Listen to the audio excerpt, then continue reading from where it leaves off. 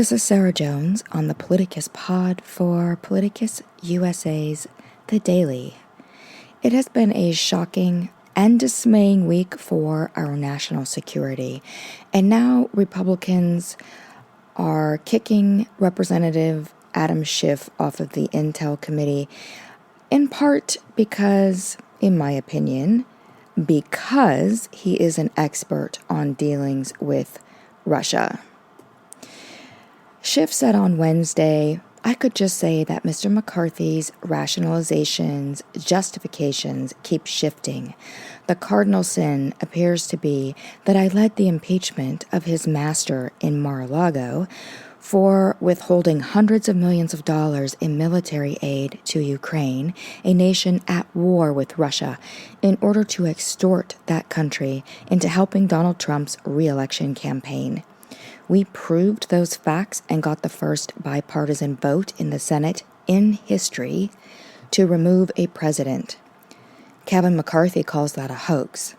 Well, it was not a hoax."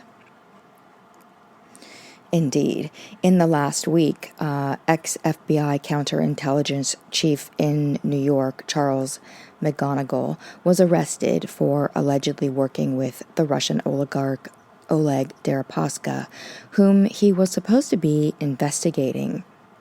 He is now under indictment for his ties to this oligarch, with charges including money laundering and conspiracy to help those oligarchs evade Russian sanctions. McGonigal was appointed in 2010 by Robert Mueller, yes, that one, and then James Comey, yes, that one, who elevated him weeks before the 2016 election. Deripaska is the same guy who employed Paul Manafort, Trump's campaign chief. Manafort secretly worked for the Russian billionaire, earning millions helping him promote Russian interest. So why did it take this long for our government to arrest this ex-FBI counterintelligence chief? He retired from the FBI in 2018, and that's allegedly when he went to work for these Russians. Maybe sooner, we don't know.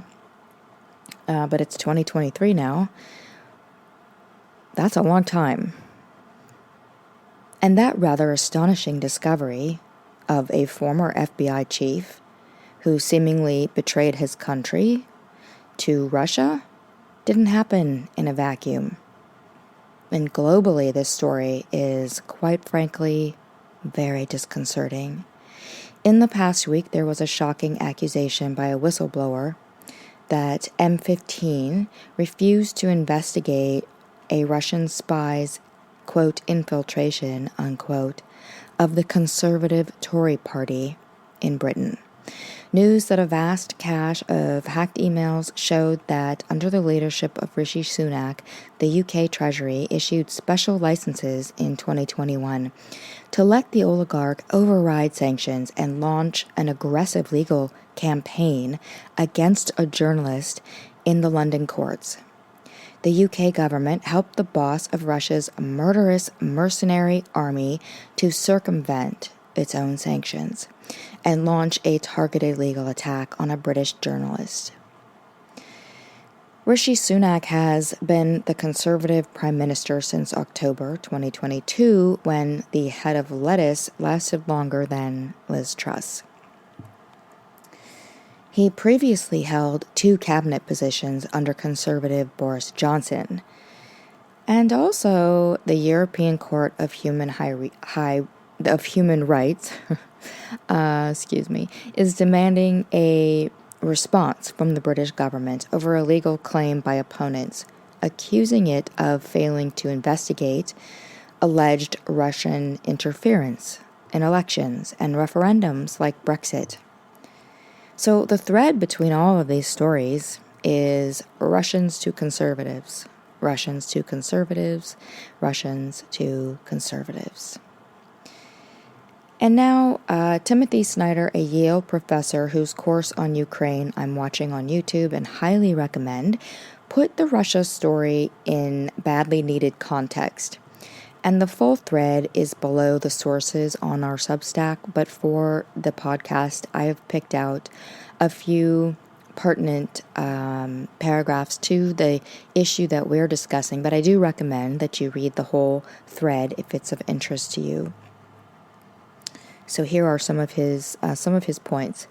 Reconsidering how the FBI treated the Trump-Putin connection in 2016, Trump and other Republicans screamed that the FBI had overreached. In retrospect, it seems the exact opposite took place. The issue of Russian interference was framed in a way convenient for Russia and Trump. So I want to pause there just for a moment. I made the exact same point, I think the day before on Twitter, that what this arrest and indictment of this former FBI chief counterintelligence official, what that says to us, to me, was that while everyone is on the right is screaming hoax, this actually is worse than people know. It's worse than it appeared, and it does start to feel like a dystopian spy novel, and it's very hard to report on because of that, because this all starts to sound very Glenn Beck chalkboardy. I mean, it's absolutely bonkers. It sounds like a novel. It does not sound like real life, and that makes it really difficult for those of us who want to stay grounded in facts. These are all facts, though. That is what is so troubling. And so the fact that Snyder sees this in the same way that I did was a good confirmation for me, because most of the media is kind of pretending that this didn't happen. They did that the same thing when Mueller's report came out. People were reporting it like he didn't say what he said.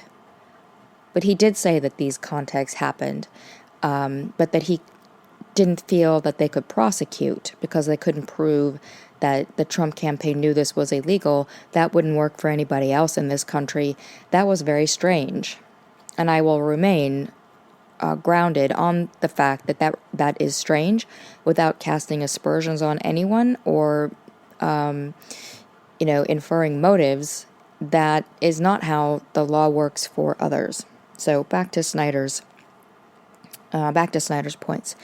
The FBI investigation, Crossfire Hurricane, focused on the narrow issue of personal connections between the Trump campaign and Russians.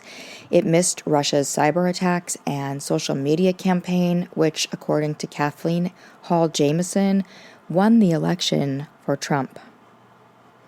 Trump's former campaign manager, Paul Manafort, worked for Deripaska, the same Russian oligarch to whom McGonigal is linked, between 2006 and 2009. Manafort's assignment was to soften up the U.S. for Russian influence.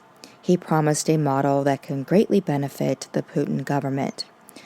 Informed people said at the time this sort of thing was supposed to go through the FBI counterintelligence section in New York, where tips went to die. That is where McGonigal was in charge. And we need to understand why the FBI failed in 2016 to address the essence of an ongoing Russian influence operation. The character of that operation suggests that it would have been the responsibility of an FBI section whose head is now accused of taking Russian money. Right after the McGonigal story broke, Kevin McCarthy ejected Adam Schiff from the House Intelligence Committee. Schiff is an expert on Russian influence operations. It exhibits carelessness about national security to exclude him.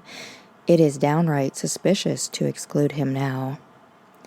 Back in June of 2016, Kevin McCarthy expressed his suspicion that Donald Trump was under Putin's influence. He and other Republican members concluded that the risk of an embarrassment to their party was more important than American security. So that's the end of Snyder's thoughts that I pulled out for this piece. There's a lot of great points in his thread. But I wanted to pick out the pieces that we could really digest in this piece.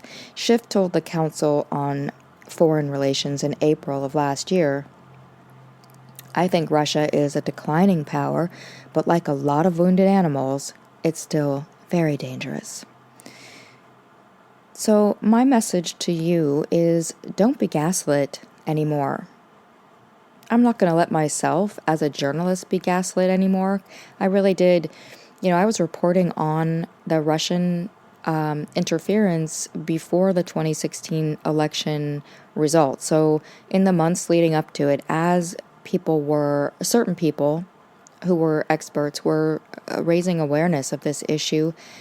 And I did a lot of research about how Russians interfere in elections. And I did see some of that happening, and it was called out by experts.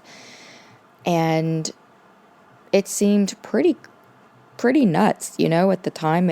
It's not something I ever thought that I would be covering